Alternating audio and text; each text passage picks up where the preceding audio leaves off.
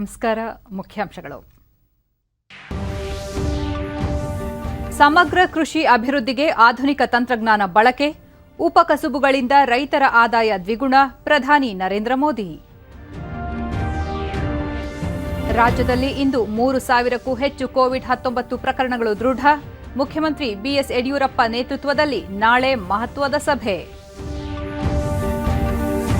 ಸಾರಿಗೆ ನೌಕರರ ಬೇಡಿಕೆ ಈಡೇರಿಸಲು ಸರ್ಕಾರ ಬದ್ಧ, ಮುಷ್ಕರ ನಡೆಸದಂತೆ ನಿಗಮಗಳ ನೌಕರರಿಗೆ ಮನವಿ, ಉಪಮುಖ್ಯಮಂತ್ರಿ ಲಕ್ಷ್ಮಣ ಸವದಿ.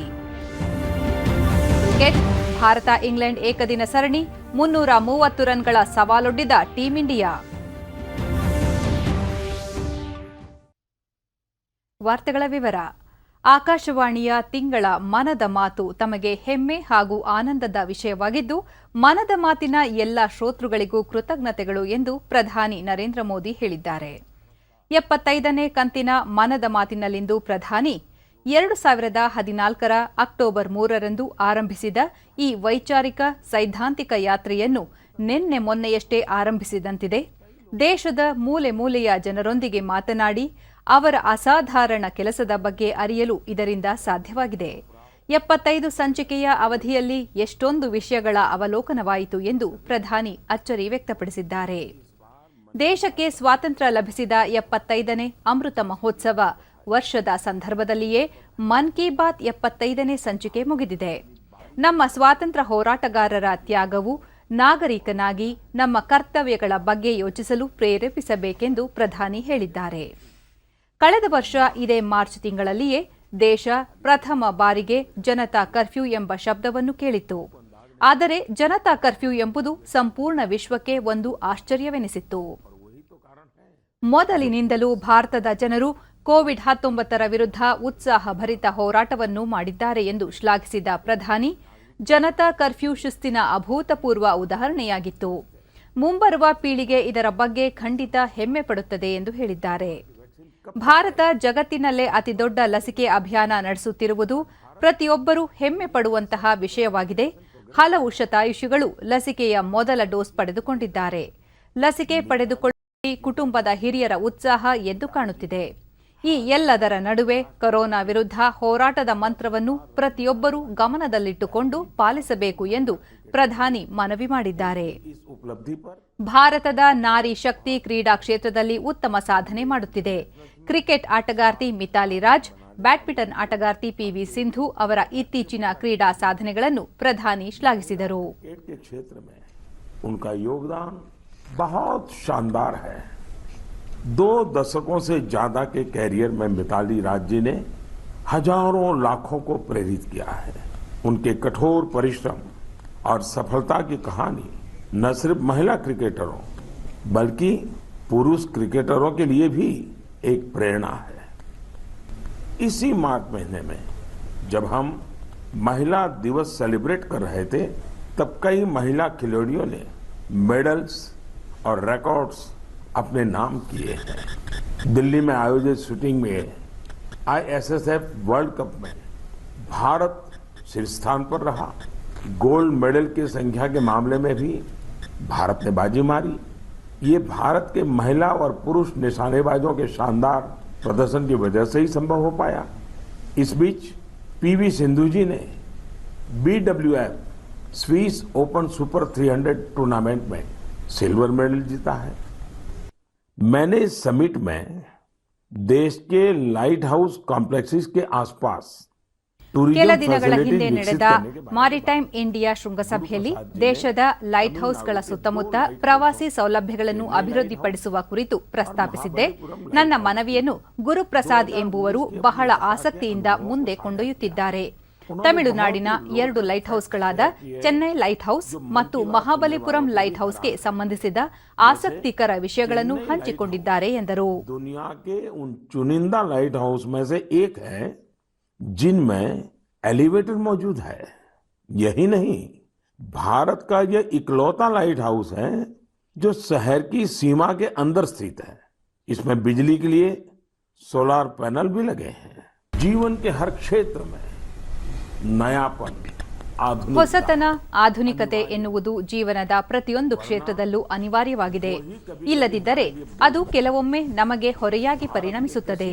ಕೃಷಿ ಕ್ಷೇತ್ರಕ್ಕೆ ಆಧುನಿಕತೆಯ ಅಗತ್ಯವಿದೆ. ಈಗಾಗಲೇ ಸಾಕಷ್ಟು ಸಮಯ ಕಳೆದು ಹೋಗಿದೆ.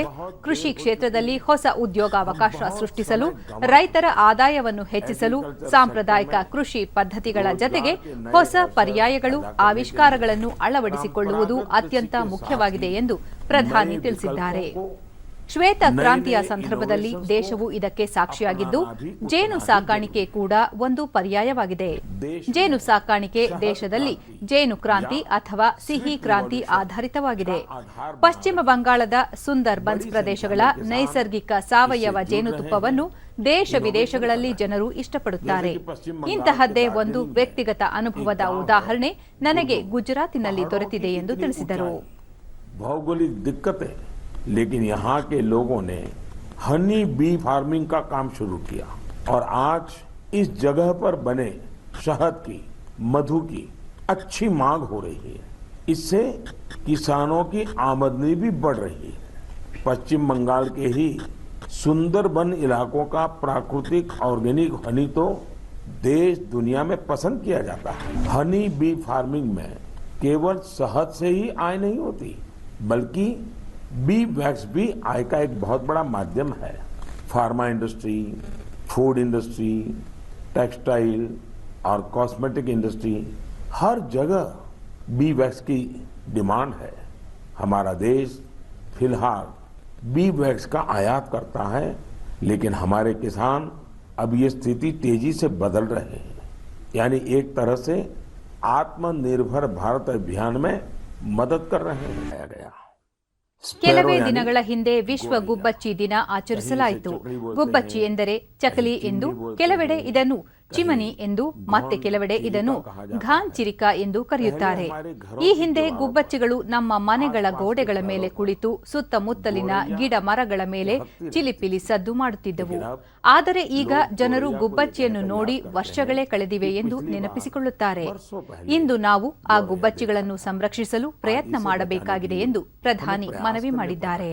तमिलनाडु के कोयम्बटूर में बस कंडक्टर का काम करने वाले ನಾವು ಸಮಾಜದ ಜೊತೆ ಗುರುತಿಸಿಕೊಂಡಲ್ಲಿ ಫಲಿತಾಂಶ ಬಹಳ ಉತ್ತಮವಾಗಿರುತ್ತದೆ.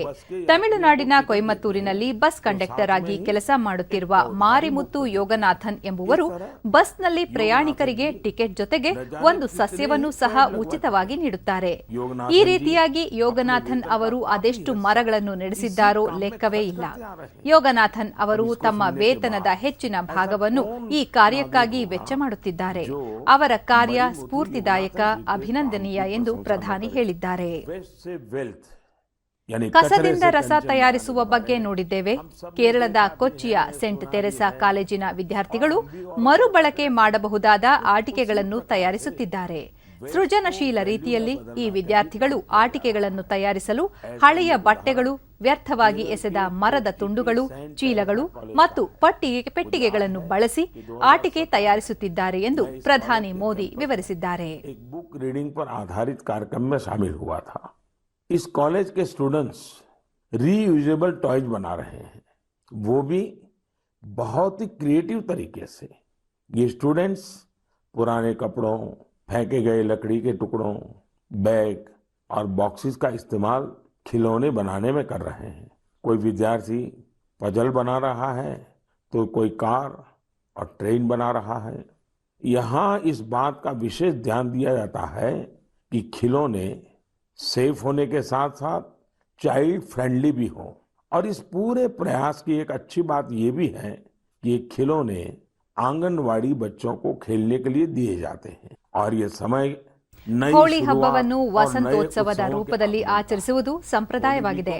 ಬಣ್ಣಗಳಿಂದ ಹೋಳಿ ಆಚರಿಸುವ ಸಮಯದಲ್ಲಿ ವಸಂತ ಕೂಡ 4 ದಿಕ್ಕಿನಲ್ಲಿ ಹೊಸ ಬಣ್ಣ ತುಂಬುತ್ತಿರುತ್ತಾನೆ. ಈ ಸಮಯದಲ್ಲಿ ಹೂವುಗಳು ಅರಳಲು ಪ್ರಾರಂಭಿಸುತ್ತವೆ ಮತ್ತು ಪ್ರಕೃತಿ ಚಿಗುರಿ ನಿಲ್ಲುತ್ತದೆ. ಶೀಘ್ರದಲ್ಲೇ ದೇಶದ ವಿವಿಧ ಭಾಗಗಳಲ್ಲಿ ಹೊಸ ವರ್ಷವನ್ನು ಕೂಡ ಆಚರಿಸಲಾಗುವುದು. ಅದು ಯುಗಾದಿ ಅಥವಾ ಪುಥಂಡು ಆಗಿರಲಿ, ಗುಡಿಪಡ್ವಾ ಅಥವಾ ಬಿಹು, ಬೈಸಾಖಿ ಆಗಿರಲಿ, ಇಡೀ ದೇಶ ಉತ್ಸಾಹ, ಉಲ್ಲಾಸ ಮತ್ತು ಹೊಸ ನಿರೀಕ್ಷೆಗಳ ಬಣ್ಣದಲ್ಲಿ ಮಿಂದಿರುತ್ತದೆ ಎಂದು ಹೇಳಿದ್ದಾರೆ. ಏಪ್ರಿಲ್ 4ರಂದು ದೇಶವು ಈಸ್ಟರ್ ಹಬ್ಬವನ್ನು ಆಚರಿಸಲಿದೆ. ಈಸ್ಟರ್ ಹಬ್ಬವನ್ನು ಯೇಸು ಕ್ರಿಸ್ತನ ಪುನರುತ್ಥಾನದ ದಿನವಾಗಿ ಆಚರಿಸಲಾಗುತ್ತದೆ. ಸಾಂಕೇತಿಕವಾಗಿ ಈಸ್ಟರ್ ಜೀವನದ ಹೊಸ ಆರಂಭದೊಂದಿಗೆ ಜೋಡಣೆಯಾಗಿದೆ. ಈಸ್ಟರ್ ಹಬ್ಬ ಆಶಯಗಳ ಪುನರುತ್ಥಾನವನ್ನು ಸಂಕೇತಿಸುತ್ತದೆ ಎಂದು ಪ್ರಧಾನಿ ಹೇಳಿದ್ದಾರೆ. ಏಪ್ರಿಲ್ 14 ಡಾಕ್ಟರ್ ಬಾಬಾ ಸಾಹೇಬ್ ಅಂಬೇಡ್ಕರ್ ಅವರ ಜನ್ಮದಿನ. ಈ ಬಾರಿ ಅಮೃತ ಮಹೋತ್ಸವದಲ್ಲಿ ಈ ಸಂದರ್ಭ ಇದು ಇನ್ನಷ್ಟು ವಿಶೇಷವಾಗಿದೆ. ಬಾಬಾ ಸಾಹೇಬರ ಈ ಜನ್ಮ ದಿನಾಚರಣೆಯನ್ನು ನಾವು ಸ್ಮರಣೀಯವಾಗಿಸುತ್ತೇವೆ ಎಂದು ಪ್ರಧಾನಿ ಹೇಳಿದ್ದಾರೆ. संकल्प लेकर उन्हें श्रद्धांजलि देंगे। इसी विश्वास के साथ आप सभी को पर्व त्योहारों की एक बार फिर शुभकामनाएं हैं। आप सब खुश रहिए, स्वस्थ रहिए और खूब उल्लास मनाइए। इसी कामना के साथ फिर से याद कराता हूं, दवाई भी कड़ाई भी। बहुत बहुत धन्यवाद। ರಾಜ್ಯದಲ್ಲಿ ಕೊರೋನಾ ಸೋಂಕಿನ ಪ್ರಕರಣಗಳು ಹೆಚ್ಚಾಗುತ್ತಿರುವ ಈ ಸವಾಲಿನ ಸಂದರ್ಭದಲ್ಲಿ ಕೊರೋನಾ ಹರಡುವಿಕೆ ನಿರ್ಲಕ್ಷಿಸಬೇಡಿ, ಯಾವುದೇ ಹಬ್ಬದ ಆಚರಣೆ ಕೊರೋನಾಗೆ ಹಬ್ಬವಾಗದಿರಲಿ ಎಂದು ಮುಖ್ಯಮಂತ್ರಿ ಬಿಎಸ್ ಯಡಿಯೂರಪ್ಪ ಹೇಳಿದ್ದಾರೆ.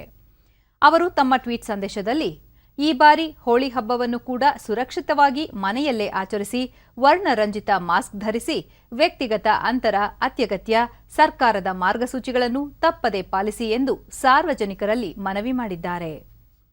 ಕೊರೋನಾ ನಿಯಂತ್ರಣ ಚಿಕಿತ್ಸೆಗೆ ಸಂಬಂಧಪಟ್ಟಂತೆ ನಾಳೆ ಮುಖ್ಯಮಂತ್ರಿ ಬಿಎಸ್ ಯಡಿಯೂರಪ್ಪ ಆರೋಗ್ಯ ಇಲಾಖೆಯ ಅಧಿಕಾರಿಗಳೊಂದಿಗೆ ಮಹತ್ವದ ಸಭೆ ನಡೆಸಲಿದ್ದಾರೆ. ಈಗಾಗಲೇ ಮಹಾರಾಷ್ಟ್ರ ಸೇರಿದಂತೆ ಕೆಲವು ರಾಜ್ಯಗಳಲ್ಲಿ ಕೊರೋನಾ ಸೋಂಕು ಹೆಚ್ಚಾಗುತ್ತಿದೆ. ಕರ್ನಾಟಕಕ್ಕೆ ಬೇರೆ ರಾಜ್ಯಗಳಿಂದ ಬಂದವರಿಂದ ಸೋಂಕು ಹರಡದಂತೆ ತಡೆಯಲು ರಾಜ್ಯ ಸರ್ಕಾರ ಹಲವು ಮುಂಜಾಗ್ರತಾ ಕ್ರಮಗಳನ್ನು ಕೈಗೊಂಡಿದೆ.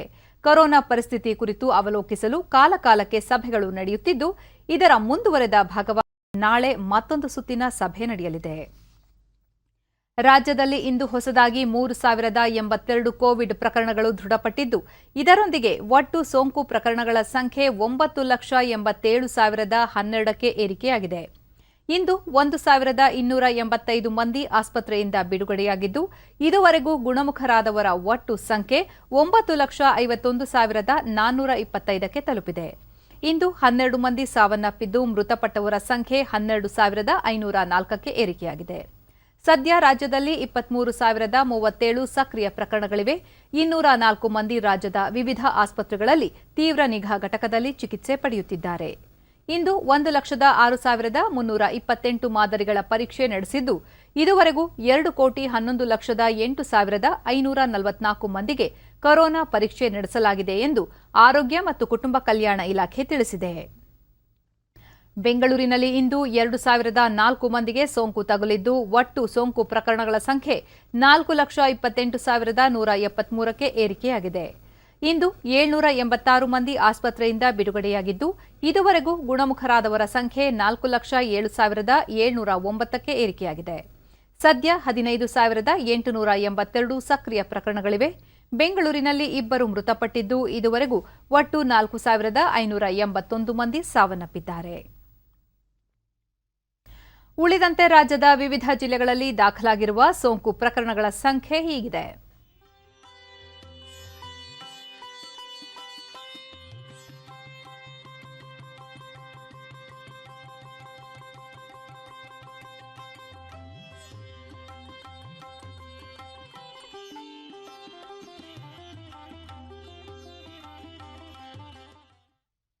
ರಾಜ್ಯದಲ್ಲಿ ಕೋವಿಡ್ ಸೋಂಕು ಪ್ರಕರಣಗಳು ಹೆಚ್ಚಾಗುತ್ತಿರುವ ಹಿನ್ನೆಲೆಯಲ್ಲಿ ರಾಜ್ಯ ಸರ್ಕಾರ ಸಾರ್ವಜನಿಕ ಸ್ಥಳಗಳಲ್ಲಿ ಜಾತ್ರೆಗಳು ಮತ್ತು ಮೇಳಗಳಿಗೆ ನಿರ್ಬಂಧ ವಿಧಿಸಿದೆ. ಈ ಕುರಿತು ರಾಜ್ಯ ವಿಪತ್ತು ನಿರ್ವಹಣಾ ಪ್ರಾಧಿಕಾರದ ಅಧ್ಯಕ್ಷರೂ ಆಗಿರುವ ಸರ್ಕಾರದ ಮುಖ್ಯ ಕಾರ್ಯದರ್ಶಿ ಪಿ ರವಿಕುಮಾರ್ ಆದೇಶ ಹೊರಡಿಸಿದ್ದಾರೆ. ಮುಂಬರುವ ಧಾರ್ಮಿಕ ಹಬ್ಬಗಳಾದ ಯುಗಾದಿ, ಹೋಳಿ, ಶಬ್ ಎ ಬಾರಾತ್, ಗುಡ್ ಫ್ರೈಡೆ ಮುಂತಾದ ಹಬ್ಬ ಜಾತ್ರೆಗಳ ಸಂದರ್ಭದಲ್ಲಿ ರಾಜ್ಯದ ಯಾವುದೇ ಸಾರ್ವಜನಿಕ ಸ್ಥಳಗಳಲ್ಲಿ, ಮೈದಾನಗಳಲ್ಲಿ, ಉದ್ಯಾನವನ, ಮಾರುಕಟ್ಟೆ, ಧಾರ್ಮಿಕ ಸ್ಥಳಗಳಲ್ಲಿ ಯಾವುದೇ ರೀತಿಯ ಸಾರ್ವಜನಿಕ ಸಭೆ ಸಮಾರಂಭಗಳನ್ನು ನಡೆಸಬಾರದು ಎಂದು ಆದೇಶಿಸಲಾಗಿದೆ. ವಿವಿಧ ಧಾರ್ಮಿಕ ಹಬ್ಬಗಳಿಗೆ ಸಂಬಂಧಿಸಿದಂತೆ ಜಾತ್ರೆಗಳು, ಮೇಳಗಳಲ್ಲಿ ಜನ ಗುಂಪು ಸೇರುವುದನ್ನು ಸಹ ನಿಷೇಧಿಸಲಾಗಿದೆ. ದೇಶದಲ್ಲಿ ನಡೆಯುತ್ತಿರುವ ಕೋವಿಡ್-19 ಲಸಿಕಾ ಅಭಿಯಾನದಲ್ಲಿ ಈವರೆಗೆ ಸುಮಾರು 6 ಕೋಟಿಗೂ ಅಧಿಕ ಮಂದಿಗೆ ಲಸಿಕೆ ಹಾಕುವ ಮೂಲಕ ಭಾರತ ಮಹತ್ವದ ಮೈಲಿಗಲ್ಲು ಸ್ಥಾಪಿಸಿದೆ. ವಿಶ್ವದ ಅತಿದೊಡ್ಡ ಲಸಿಕಾ ಅಭಿಯಾನವನ್ನು ಕೈಗೊಂಡಿರುವ ಭಾರತ ನಿನ್ನೆ ಒಂದೇ ದಿನ 15 ಲಕ್ಷಕ್ಕೂ ಅಧಿಕ ಮಂದಿಗೆ ಲಸಿಕೆಯನ್ನು ಹಾಕಿದೆ. ಕೇವಲ 71 ದಿನಗಳ ಅಲ್ಪಾವಧಿಯಲ್ಲಿ 6 ಕೋಟಿಗೂ ಅಧಿಕ ಮಂದಿಗೆ ಲಸಿಕೆ ಹಾಕುವ ಮೂಲಕ ಅತ್ಯಂತ ವೇಗವಾಗಿ ಲಸಿಕೆ ಹಾಕಿದ ರಾಷ್ಟ್ರಗಳಲ್ಲಿ ಒಂದಾಗಿ ಗುರುತಿಸಲ್ಪಟ್ಟಿದೆ. ದೇಶದಲ್ಲಿ ಕಳೆದ ಜನವರಿ 16ರಿಂದ ಲಸಿಕಾ ಅಭಿಯಾನವನ್ನು ಕೈಗೆತ್ತಿಕೊಳ್ಳಲಾಗಿದೆ. ಮೊದಲಿಗೆ ಆರೋಗ್ಯ ಕಾರ್ಯಕರ್ತರಿಗೆ ಲಸಿಕೆ ನೀಡಲಾಗಿತ್ತು. ಫೆಬ್ರವರಿ 2ರಿಂದ ಮುಂಚೂಣಿ ಕಾರ್ಯಕರ್ತರಿಗೆ, ಮಾರ್ಚ್ 1ರಿಂದ 60 ವರ್ಷ ಮೇಲ್ಪಟ್ಟವರಿಗೆ ಹಾಗೂ 45 ವರ್ಷ ಮೇಲ್ಪಟ್ಟ ಅನಾರೋಗ್ಯ ಪೀಡಿತರಿಗೆ ಲಸಿಕೆ ಹಾಕಲಾಗುತ್ತಿದೆ.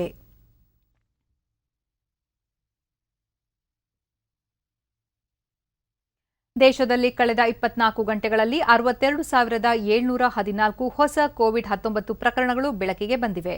ಇದರೊಂದಿಗೆ 28,739 ಮಂದಿ ಗುಣಮುಖರಾಗಿದ್ದು 312 ಮಂದಿ ಮೃತಪಟ್ಟಿದ್ದಾರೆ. ದೇಶದಲ್ಲಿ ಒಟ್ಟು ಸೋಂಕಿತರ ಸಂಖ್ಯೆ 1,19,71,624ಕ್ಕೆ ಏರಿಕೆಯಾಗಿದೆ ಎಂದು ಕೇಂದ್ರ ಆರೋಗ್ಯ ಸಚಿವಾಲಯ ತಿಳಿಸಿದೆ. ಇದುವರೆಗೆ 1,13,23,762 ಮಂದಿ ಗುಣಮುಖರಾಗುವುದರೊಂದಿಗೆ ಚೇತರಿಕೆ ಪ್ರಮಾಣ 94.59% ಏರಿಕೆಯಾಗಿದೆ. ಒಟ್ಟು 4,86,310 ಸಕ್ರಿಯ ಪ್ರಕರಣಗಳಿದ್ದು 4.06%. ಇದುವರೆಗೆ 1,61,552 ಮಂದಿ ಮೃತಪಟ್ಟಿದ್ದು ಈ ಪ್ರಮಾಣ 1.35%. ದೇಶಾದ್ಯಂತ ಈವರೆಗೆ 6,2,69,782 ಮಂದಿಗೆ ಕೋವಿಡ್-19 ಲಸಿಕೆ ನೀಡಲಾಗಿದೆ ಎಂದು ಆರೋಗ್ಯ ಸಚಿವಾಲಯದ ಮೂಲಗಳು ತಿಳಿಸಿವೆ. ಸಾರಿಗೆ ನಿಗಮಗಳ ನೌಕರರ ಬಹುತೇಕ ಬೇಡಿಕೆಗಳನ್ನು ರಾಜ್ಯ ಸರ್ಕಾರ ಈಡೇರಿಸಿದೆ. ವೇತನ ಪರಿಷ್ಕರಣೆ ಬೇಡಿಕೆಯೊಂದು ಮಾತ್ರ ಬಾಕಿ ಇದೆ. ಹೀಗಾಗಿ ನಿಗಮಗಳ ನೌಕರರು ಏಕಾಏಕಿ ಯಾವುದೇ ಮುಷ್ಕರ ನಡೆಸಬಾರದು ಎಂದು ಸಾರಿಗೆ ಸಚಿವರೂ ಆಗಿರುವ ಉಪಮುಖ್ಯಮಂತ್ರಿ ಲಕ್ಷ್ಮಣ ಸವದಿ ಮನವಿ ಮಾಡಿದ್ದಾರೆ. ಬೆಳಗಾವಿ ಜಿಲ್ಲೆಯ ಅಥಣಿಯಲ್ಲಿಂದು ಸುದ್ದಿಗಾರರೊಂದಿಗೆ ಅವರು, ಸಾರಿಗೆ ನೌಕರರು ಈ ಮೊದಲು ಮುಷ್ಕರ ನಡೆಸಿದ ವೇಳೆ 9 ಬೇಡಿಕೆಗಳನ್ನು ಸರ್ಕಾರದ ಮುಂದಿಟ್ಟಿದ್ದರು. ಅವುಗಳಲ್ಲಿ 8 ಬೇಡಿಕೆಗಳನ್ನು ಈಡೇರಿಸಲಾಗಿದೆ. 6ನೇ ವೇತನ ಆಯೋಗ ಜಾರಿಗೊಳಿಸಬೇಕು ಎಂಬ ಬೇಡಿಕೆ ಮಾತ್ರ ಬಾಕಿ ಉಳಿದಿದೆ. ರಾಜ್ಯದ ಹಣಕಾಸಿನ ಇತಿಮಿತಿಯನ್ನು ಆಧರಿಸಿ ವೇತನ ಪರಿಷ್ಕರಣೆಗೂ ಕ್ರಮ ಕೈಗೊಳ್ಳಲಾಗುವುದು. ಈ ಸಂಬಂಧ ಈಗಾಗಲೇ 5 ಬಾರಿ ಸಭೆ ನಡೆಸಲಾಗಿದೆ. ನಾಳೆ ಮುಖ್ಯಮಂತ್ರಿ ಯಡಿಯೂರಪ್ಪ ಅವರ ಜೊತೆ ಮತ್ತೊಂದು ಸುತ್ತಿನ ಸಭೆ ನಡೆಸಲಾಗುವುದು ಎಂದು ಹೇಳಿದ್ದಾರೆ. ಕೋವಿಡ್-19 ಸಂದರ್ಭದಲ್ಲಿ ಬಡ ಹಾಗೂ ಮಧ್ಯಮ ವರ್ಗದ ಜನತೆ ಸಂಕಷ್ಟದಲ್ಲಿದ್ದಾರೆ. ಮುಷ್ಕರದಿಂದ ಅವರಿಗೆ ತೊಂದರೆಯಾಗುತ್ತದೆ. ಈ ನಿಟ್ಟಿನಲ್ಲಿ ಏಪ್ರಿಲ್ 7ರಿಂದ ಆರಂಭಿಸಲಿರುವ ಮುಷ್ಕರವನ್ನು ಕೈಬಿಡಬೇಕು ಎಂದು ಸಚಿವರು ಮನವಿ ಮಾಡಿದ್ದಾರೆ. ವೇತನ ಪರಿಷ್ಕರಣೆ ಸೇರಿದಂತೆ ಯಾವುದೇ ಬೇಡಿಕೆಗಳ ಬಗ್ಗೆ ಸಾರಿಗೆ ನಿಗಮಗಳ ನೌಕರರು ತಮ್ಮ ಜೊತೆ ಮಾತುಕತೆ ನಡೆಸಿಲ್ಲ. ಏಕಾಏಕಿ ಮುಷ್ಕರದ ನೋಟಿಸ್ ನೀಡಲಾಗಿದೆ. ಒಂದು ವೇಳೆ ಮುಷ್ಕರ ನಡೆದಿದ್ದೇ ಆದರೆ ಜನರಿಗೆ ತೊಂದರೆಯಾಗದಂತೆ ಪರ್ಯಾಯ ಸಾರಿಗೆ ಸೌಲಭ್ಯ ಕಲ್ಪಿಸಲು ಸರ್ಕಾರ ಕ್ರಮ ಕೈಗೊಳ್ಳುತ್ತದೆ ಎಂದು ಹೇಳಿದರು. ಸಾರಿಗೆ ನೌಕರರು ಸಹಕಾರ ನೀಡಿದರೆ ಜನರಿಗೆ ಉತ್ತಮ ಸೇವೆ ನೀಡಲು ಸಾಧ್ಯ. ಎಲ್ಲ ಬೇಡಿಕೆಗಳನ್ನು ಹಂತ ಹಂತವಾಗಿ ಈಡೇರಿಸಲು ಸರ್ಕಾರ ಬದ್ಧವಾಗಿದೆ. ಈಗಾಗಲೇ ನೀಡಿರುವ ಭರವಸೆಯಿಂದ ಹಿಂದೆ ಸರಿಯುವ ಪ್ರಶ್ನೆಯೇ ಇಲ್ಲ ಎಂದು ಸಚಿವರು ಭರವಸೆ ನೀಡಿದರು. ರಾಜ್ಯ ಸರ್ಕಾರದ ಹಿಂದುಳಿದ ವರ್ಗಗಳ ಶಾಶ್ವತ ಆಯೋಗದಿಂದ ನಡೆಸಲಾಗಿರುವ ಸಾಮಾಜಿಕ ಹಾಗೂ ಆರ್ಥಿಕ ಸಮೀಕ್ಷಾ ವರದಿಯನ್ನು ಬಿಡುಗಡೆ ಮಾಡಬೇಕು ಎಂದು ಒತ್ತಾಯಿಸಲು ಕೋಲಾರದಲ್ಲಿಂದು ರಾಜ್ಯ ಹಿಂದುಳಿದ ವರ್ಗಗಳಿಂದ ನಡೆಸಲಾದ ಧರಣಿ ಸತ್ಯಾಗ್ರಹದಲ್ಲಿ ವಿರೋಧ ಪಕ್ಷದ ನಾಯಕ ಸಿದ್ದರಾಮಯ್ಯ, ವಿಧಾನಸಭೆಯ ಮಾಜಿ ಅಧ್ಯಕ್ಷ ರಮೇಶ್ ಕುಮಾರ್, ಶಾಸಕ ಎಸ್ಎನ್ ನಾರಾಯಣಸ್ವಾಮಿ ಮತ್ತಿತರರು ಪಾಲ್ಗೊಂಡಿದ್ದರು.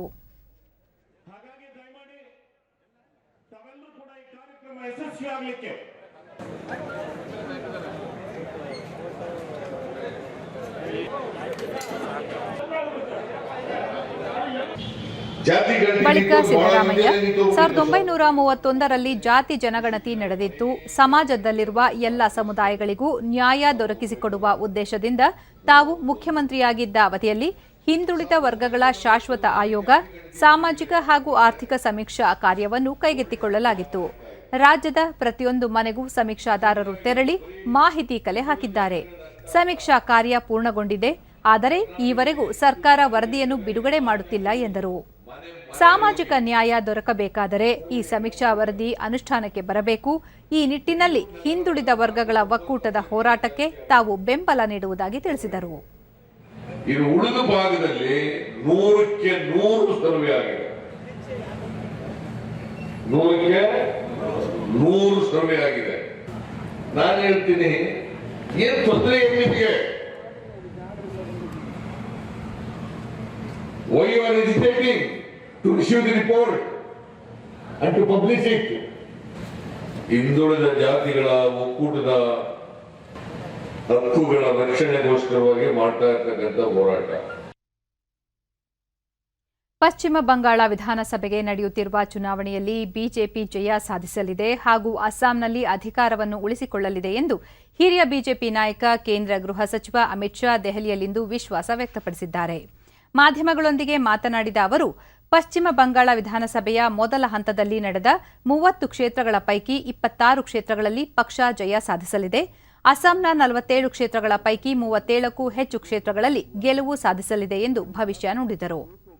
ನಿನ್ನೆ ನಡೆದ ಮೊದಲ ಹಂತದ ಚುನಾವಣೆಯಲ್ಲಿ ದಾಖಲಾಗಿರುವ ಮತದಾನದ ಪ್ರಮಾಣ ಜನತೆಯ ಉತ್ಸುಕತೆಯನ್ನು ಪ್ರತಿಬಿಂಬಿಸುತ್ತದೆ ಎಂದು ವಿಶ್ಲೇಷಿಸಿದರು. ಪಶ್ಚಿಮ ಬಂಗಾಳ ಚುನಾವಣೆಯಲ್ಲಿ ಬಿಜೆಪಿ 200ಕ್ಕೂ ಹೆಚ್ಚು ಕ್ಷೇತ್ರಗಳಲ್ಲಿ ಗೆಲುವು ಸಾಧಿಸಲಿದ್ದು, ಅಸ್ಸಾಂನಲ್ಲಿ ತನ್ನ ಸಂಖ್ಯೆಯನ್ನು ಇನ್ನಷ್ಟು ಹೆಚ್ಚಿಸಿಕೊಳ್ಳಲಿದೆ ಎಂಬ ಆಶಯ ವ್ಯಕ್ತಪಡಿಸಿದರು. ಹಲವು ವರ್ಷಗಳ ನಂತರ ಇದೇ ಮೊದಲ ಬಾರಿಗೆ ಪಶ್ಚಿಮ ಬಂಗಾಳದಲ್ಲಿ ಶಾಂತಿಯುತ ಮತದಾನ ಪ್ರಕ್ರಿಯೆ ನಡೆದಿದೆ. ಅಸ್ಸಾಂ ಹಾಗೂ ಪಶ್ಚಿಮ ಬಂಗಾಳದಲ್ಲಿ ಶಾಂತಿಯುತ ಮತದಾನ ಮುಂಬರುವ ದಿನಗಳ ಸಕಾರಾತ್ಮಕತೆಯ ಸಂಕೇತ ಎಂದು ಗೃಹ ಸಚಿವರು ಬಣ್ಣಿಸಿದರು. ಕೇರಳದ ಚಿನ್ನ ಕಳ್ಳ ಸಾಗಾಣಿಕೆ ಹಗರಣದ ತನಿಖೆ ನಡೆಸುತ್ತಿರುವ ಕೇಂದ್ರೀಯ ತನಿಖಾ ಏಜೆನ್ಸಿಯ ವಿರುದ್ಧ ಕೇರಳ ಸರ್ಕಾರ ನ್ಯಾಯಾಂಗ ತನಿಖೆಗೆ ಆದೇಶಿಸಿರುವುದಕ್ಕೆ ಪ್ರತಿಕ್ರಿಯಿಸಿದ ಗೃಹ ಸಚಿವರು, ಇದು ಕೇರಳ ಸರ್ಕಾರದ ಮುಖ ಉಳಿಸಿಕೊಳ್ಳುವ ತಂತ್ರವಾಗಿದೆ ಎಂದು ಹೇಳಿದರು. असम के अंदर आतंकवाद मुक्त असम, आंदोलन मुक्त असम, विकास के रास्ते पर चल पड़ा हुआ असम, रोजगारी के रास्ते पर चल पड़ा हुआ असम, इसके पक्ष में साफ मैंडेट दिखाई पड़ता।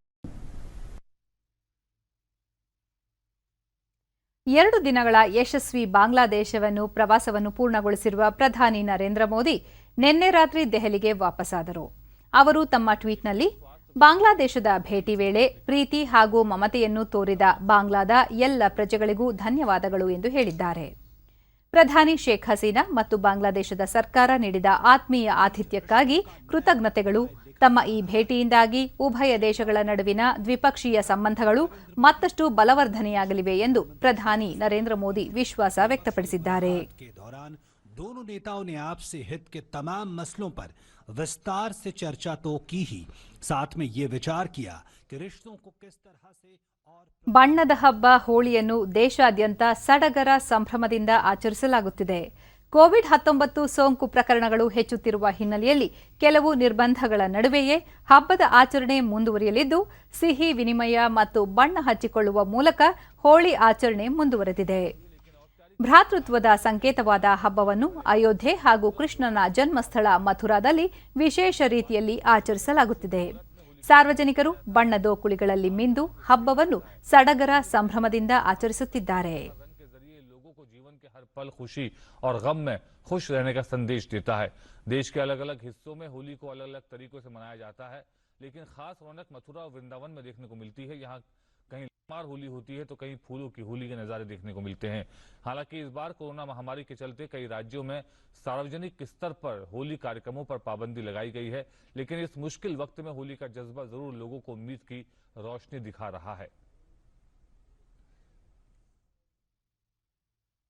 ವಾರ್ಷಿಕ ಅಮರನಾಥ ಯಾತ್ರೆಗೆ ಬರುವ ಏಪ್ರಿಲ್ 1ರಿಂದ ನೋಂದಣಿ ಪ್ರಕ್ರಿಯೆ ಆರಂಭವಾಗಲಿದೆ. ದಕ್ಷಿಣ ಕಾಶ್ಮೀರದಲ್ಲಿರುವ ಅಮರನಾಥ ಗುಹೆ 3880 ಮೀಟರ್ ಎತ್ತರದಲ್ಲಿದ್ದು, ವಾರ್ಷಿಕ ದೇವಾಲಯಕ್ಕೆ ಭೇಟಿ ನೀಡಲು ಮೊದಲೇ ಯಾತ್ರಾರ್ಥಿಗಳು ನೋಂದಾಯಿಸಬೇಕಿದೆ. ಜೂನ್ 28ರಿಂದ ಪಹಲ್ಗಾಂವ್ ಮತ್ತು ಬಲ್ತಾಲ್ ಈ 2 ಮಾರ್ಗಗಳ ಮೂಲಕ ಆ ಗುಹೆಯನ್ನು ಒಟ್ಟು 56 ದಿನಗಳ ಕಾಲ ಯಾತ್ರೆಯ ಮೂಲಕ ಕ್ರಮಿಸಬೇಕಾಗುತ್ತದೆ.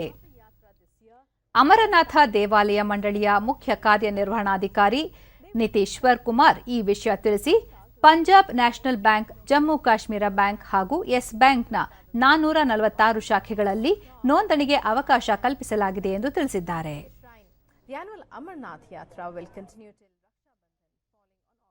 ಕೆನರಾ ಬ್ಯಾಂಕ್ ಸಹಭಾಗಿತ್ವದಲ್ಲಿ ಸ್ನೇಹದೀಪ ವಿಶೇಷ ಚೇತನರ ಸಂಸ್ಥೆ ಬೆಂಗಳೂರಿನಲ್ಲಿಂದು ಆಯೋಜಿಸಿದ್ದ ಪ್ರತಿಭಾನ್ವೇಷಣೆ ರಾಜ್ಯ ಮಟ್ಟದ ಸಾಂಸ್ಕೃತಿಕ ಕಾರ್ಯಕ್ರಮವನ್ನು ಚಲನಚಿತ್ರ ನಟಿ ಶ್ರೀರಕ್ಷಾ ಉದ್ಘಾಟಿಸಿದರು.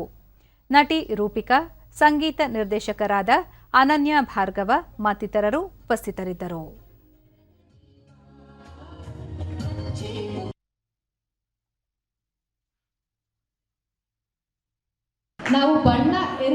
ಬಳಿಕ ರೂಪಿಕಾ, ದಿವ್ಯಾಂಗರು ಪ್ರತಿಭಾವಂತರಾಗಿದ್ದು ಎಲ್ಲ ಕ್ಷೇತ್ರದಲ್ಲೂ ಎಲ್ಲರೂ ಗುರುತಿಸಬಲ್ಲಂತಹ ಸಾಧನೆ ಮಾಡುತ್ತಿದ್ದಾರೆ. ಅವರಲ್ಲಿರುವ ಪ್ರತಿಭೆಯನ್ನು ಗುರುತಿಸಲು ಇಂತಹ ವೇದಿಕೆಗಳ ಅಗತ್ಯವಾಗಿರುವುದಾಗಿ ಹೇಳಿದರು. ಯಾಕೆ ಅಂದ್ರೆ ಕರ್ನಾಟಕದ ನೆಲೆ ಸಂಸ್ಕೃತಿ ಸಂಸ್ಕಾರ ಹಾಗೆ ಯಾವುದೇ ಒಂದು ಕ್ಷೇತ್ರದಲ್ಲಿ ಸಾಧಕರಿಲ್ಲ ಹೇಳಿ, ಎಲ್ಲಾ ಕ್ಷೇತ್ರದಲ್ಲೂ ಸಾಧಕರಿದ್ದೀವಿ. ಆದ್ರೆ ಅವಾಗಲೂ ನಾನು ಡಿಸೇಬಲ್ ಅಂತ ಹೇಳ್ತೀರ, ನನಗೆ ಆ ವರ್ಡ್ನ ಆಕ್ಸೆಪ್ಟ್ ಮಾಡ್ಕೊಳ್ಳೋಕೆ ಖಂಡಿತವಾಗ್ಲೂ ನನಗೆ ಸಾಧ್ಯ ಆಗಲ್ಲ. ಇವತ್ತು ನನಗೆ ಒಂದು ಸ್ಪೆಷಲ್ ಆಗಿರುವಂತ ಒಂದು ಹೆಸರು ಕೊಡಬೇಕು ಅಂತ ಅನ್ಕೊಂಡಿದೀನಿ. ಯಾರು ಡಿಸೇಬಲ್ ಅಲ್ಲ, ಯಾರಿಗೆ ಎಲ್ಲಾನು ಇದು ಸಾಧನೆ ಮಾಡೋದಲ್ಲ, ಅವ್ರು ಆಕ್ಚುಲಿ ಡಿಸೇಬಲ್. ನೀವೆಲ್ಲ ಅಚೀವರ್ಸ್ ಅಂತ ಹೇಳಕ್ಕೆ ನಾನು ಇಷ್ಟಪಡ್ತೀನಿ. ಬಿಜೆಪಿ ಹಿರಿಯ ಮುಖಂಡ ರಾಮಚಂದ್ರೇಗೌಡ, ವಿಶೇಷ ಚೇತನರು ಬಾಹ್ಯವಾಗಿ ದಿವ್ಯಾಂಗರಾದರೂ ಆಂತರಿಕವಾಗಿ ದಿವ್ಯ ದೃಷ್ಟಿಯನ್ನು ಹೊಂದಿರುವುದಾಗಿ ತಿಳಿಸಿದರು. ಆಂತರಿಕವಾಗಿ ಭಗವಂತನ ದರ್ಶನ ಮಾಡತಕ್ಕಂತಹ ಸಾಮರ್ಥ್ಯವುಳ್ಳ ನಿಮ್ಮನ್ನು ನೋಡೋದಕ್ಕೋಸ್ಕರವಾಗಿ ಬಹಳ ಸಂತೋಷ ಆಗಿದೆ. ಅದಕ್ಕಾಗಿ ನಾನು ಇಲ್ಲಿಗೆ ಬಂದಿದ್ದೇನೆ. ನಂತರ ವಿಶೇಷ ಚೇತನರು ವಿವಿಧ ಸಾಂಸ್ಕೃತಿಕ ಕಾರ್ಯಕ್ರಮಗಳನ್ನು ಪ್ರಸ್ತುತಪಡಿಸಿದರು.